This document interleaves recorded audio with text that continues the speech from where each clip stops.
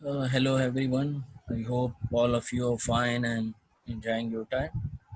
This is our another important chapter on the course of the organizational development and change. The chapter name is diagnosing groups and jobs. Before going further, before going to explain this chapter, I would like to explain some of the important aspects which is related with this chapter. When we're talking about the diagnosing groups and jobs, so this is the second major phase in the journal model of planned change, based on the open system theory that we previously discussed. Already I discussed with you. So you can, for the review, you can look my go through with the previous chapters as well. Just give you a brief highlight about the open system theory. Is by open system theory is that organization is interacting with the external environment. So all those organizations who are interacting with the external system, this means that they are in the open system. So, a comprehensive diagnostic framework for organization, and then as well as on a group and job level system was described in a framework of the diagnosis, which we previously discussed in the chapter number 5. So, the organization level diagnostic model was elaborated and applied. Then after the organization level, the next two levels of diagnosis are the group and job, which we are discussing it. So when we're talking about the many large organizations have groups or departments that are themselves relatively large. So like the operating divisions at Vicom organization, some others United Technology related organization. Diagnosis of large groups can follow some of the dimensions and relational fits applicable to organizational level diagnosis. In essence, large groups or departments operate much like organizations, and their functioning can be assessed by diagnosing them as organizations. So, this is some of the explanation, or this is some of the background for this chapter. Then when we're talking about the group level diagnosis, so moving further is that this is the model. Look at this model. This is a very important model. That in this model, if you see it, so this is a very comprehensive model which previously highlighted in chapter number 5, but here we discuss in the highlights of the group and the individual level models. And it shows the inputs, design components, outputs, and the other thing is the relational fit. As well as here you see it, this group composition and this performance norms are basically the relational fit, or you can say that the uh, for the for the group level diagnosis. The model is similar to the other popular. This model is similar to the other popular group level diagnostic models, which we will discuss, which in the some of the models we already discussed in the previous chapters. That is like Hackman's and Morris task group design model, which we previously discussed already. If you people have any question on that Hackman and Morris task group design model, so you can ask from me uh, through the WhatsApp or through the LMS queries, you whatever the convenient for you people. Then the first thing is the inputs. Organization design is clearly the major input into to group design. It consists of the design components characterizing the larger organization, within which the group is embedded with the technology, structure, measurement systems, and human resource systems, as well as the organizational culture. Technology can determine the characteristics of the you can say that of the group task. Structural systems can specify the level of coordination required uh, with reference to, you can say that, in the terms of the appraisal and reward systems. So then we can say that the, as well as in the groups. So next thing is the human resources and the measurement systems, which also discussed with the other elements and with the other aspects as well as. So the thing is that these are the some of the important elements which is very much related with the group level diagnostic model. Then further move on. So this is another important model related with the individual level uh, in terms of the you can say that elements. So the here we can discuss is that the performance and appraisal reward systems. Then we discuss the other elements as well as related with the you can say that interfere with the team functioning, because members may be concerned with maximizing their individual performance to the determinant of team performance. So these are some of the things which is related with the individual and as well as with the team performance. And because when we're talking about group level diagnosis, yeah, group level design components, so here you see that is a team functioning. So team functioning is one of the important element, that is when you're talking about groups. So we whenever we are discussing groups, so it means that we are talking about cohesiveness. By cohesiveness, which is means that we are talking about teams. And by teams, another in a more elaborative means is the, we can say that, team buildings. So these are the related terms which is required for this chapter, which is required for the group level, for the individual level as well as. Furthermore, uh, what does the design components explains you that the groups have five major components. Number one thing is the goal clarity. Number two is that task structure, or here we can say that task identity, task significance, feedback about results, autonomy. These are all the related words which I'm explaining to you people as well as. Then the group composition, then the team functioning, performance norms. These are all the elements which is the important terms when we are explaining it. Here, if you see that here is the task structure, group composition, group functioning, performance norms.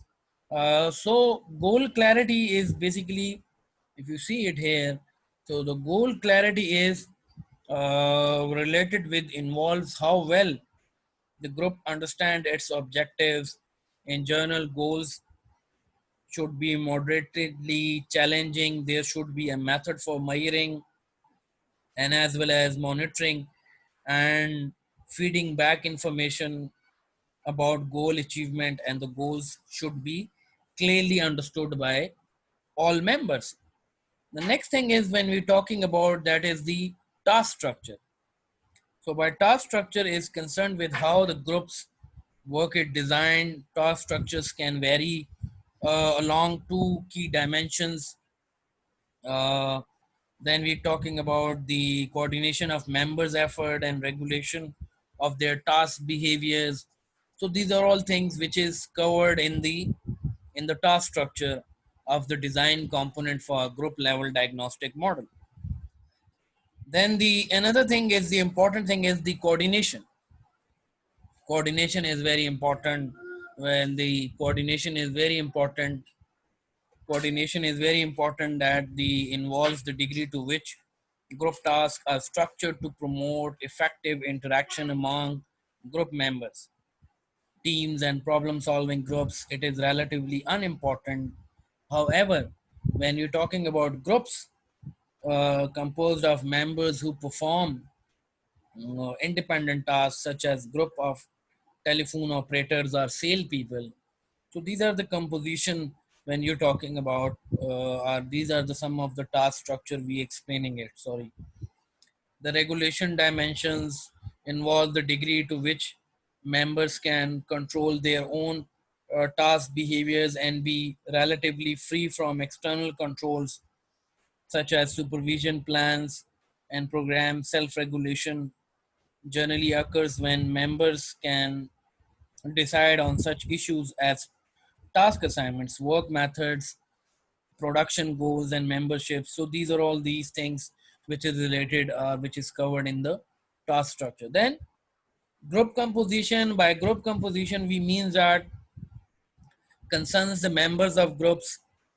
Members can differ on a number of dimensions having relevance to group behavior, demographic variables such as age, uh, education, experience, and skills and abilities can affect how people behave and relate to each other in groups.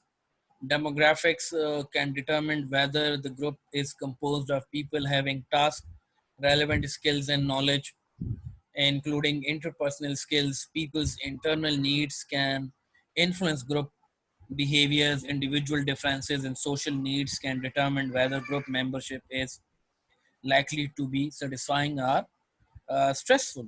So this whole thing is related with the group composition. Then next thing is the team functioning.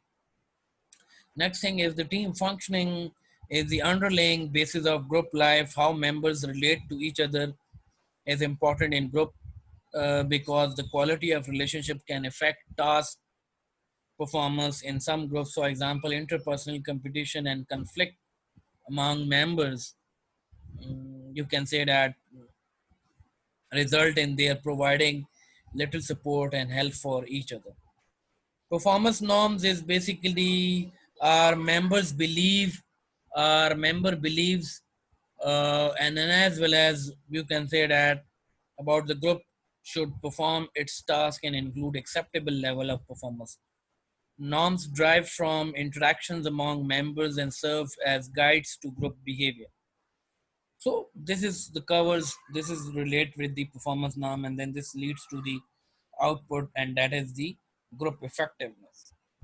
So group effectiveness has two dimensions, performance and quality of work life. This is a very important thing when you're talking about group effectiveness. So by group effectiveness, we covered performance and as well as we covered the quality of work life. Performance is measured in terms of the quality, in terms of the group's ability to control or reduce and the increase productivity, reduce cost, sorry, increase productivity, improve quality. This is a hard measure of effectiveness.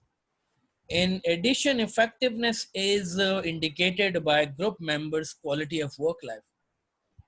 It concerns with work satisfaction, it's concerned with the team cohesiveness, it's concerns with organizational commitment. So these are all the things which is related, which is the covered the area of the outputs.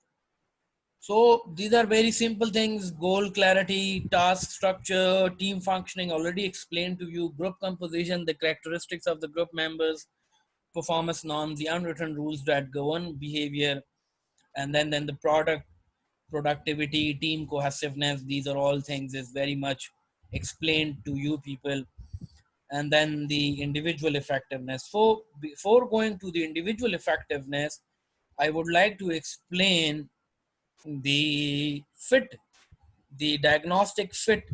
We can say that in the figure, if you see it in the group level, where we are talking about the design components, when we're talking about goal clarity, here we are talking about goal clarity, task structure, group composition, and these are all things. If you see it here, is a two-way. This is the organizational design, and then this leads to the design components. So basically, this two-way explain the fit between inputs and the design components. So what does the fit explain to you? The fit explain or shows that the group design components must fit inputs. Here is the inputs. Must fit the inputs of the groups are to be effective in such a manner that relates with the performance and quality of work life. So this leads to the output of the group. This is basically explain the fit model, which we can say that a fit. What does the meaning of the fit? So this arrows explain the fit between inputs and the design components, and when combine the inputs and design components, which leads to the outputs, can create the group effectiveness. So group design should be congruent with larger organization structures with the low differentiation and high integration. Should have work groups that are composed of highly skilled and experienced members performing highly interdependent tasks. Organizations with differentiated structures and formalized human resources and information systems should span groups that have clear qualitative as well as quantitative goals, and that support standardized behaviors to the individuals in the organizations. Then when you're talking about groups, so groups are not compatible with organization design. Groups often conflict with the organization. They may develop norms that run counter to the organization effectiveness, such as occurs in group supportive uh, and as well as counterproductive behavior. These are all the things which is also related with the when you're talking about the fit model.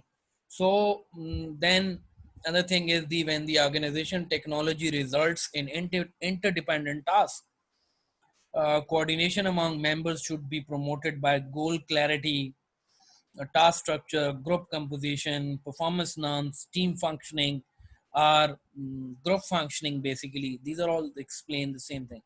For example, when coordination is needed, a task structure um,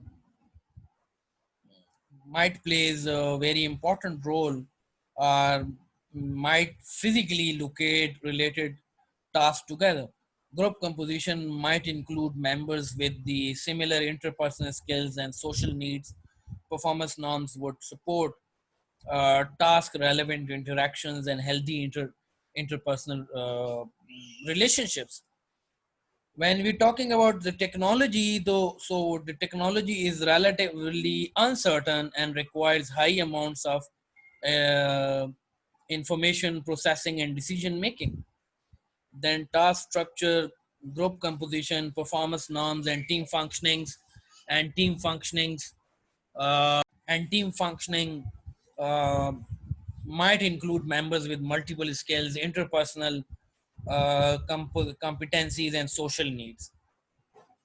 Then this is basically some of the basic things related with the related with when you're talking about this chapter. So then the other thing is the performance of the individual level, then the performance, the cost, unit performance, service, product quality, absenteeism, job satisfaction, personal development. When you're talking about the personal growth of the organization, so these are all the important things we discussed in the group. Absenteeism is also one of the aspects. The thing is, when you're talking about group composition, or when you're talking about team management, or when you're talking about management team, whatever you can say it, it's like that. So the thing is, the number one thing is that how clear are the group's goal. Number one thing, that either your group goals are clear or not clear, and then this means that the team's goal are basically relatively cleared or not clear. This is very important thing. when you're talking about individual and when as well as when you're talking about group level compositions. So the next thing when you're talking about, first thing is that goal is clear to everyone. Everyone, by everyone means that everyone in the organization. Next thing is, what is the group's task structure? This is another important thing. But the thing is, the group's task structure, we mean that the team's task structure includes face-to-face interaction, and you can say that by duly weekly meetings, by the structure allow members, involve them, coordinate with them, give them a freedom for necessary, regulate their task behaviors, give them the discretion, give them the kind of the behavior they can adjust and interact to suit the flow of the discussion and problem solving process. Third thing is the composition of the group. This is also very important. This is also very important. This means that what is the composition of the group? The team is composed of plant managers and managers of 5 functional departments, whatever you can say that, whatever your organization has the design, whatever kind of the things. So this is basically the composition of the groups that can, that for example in our department IT and the um, general admin department or the admin department. So these are all the things which is relate with each other's. Sales departments, marketing departments, these are the compositions basically we can say that. What are the group performance, what are the group's norms? This is also very important. It's group performance norms mean that you are okay, you are okay by coming late to attend the team meetings. You are okay to interrupt meetings with phone messages. These are basically the performance norms of the groups. So either your group is allowing these kind of the activities or not allowing these kind of the activities. Okay to hold meetings longer than 2 hours. So these are all the things which can be other things, aspects related with the group's composition when you're talking about the team's design component.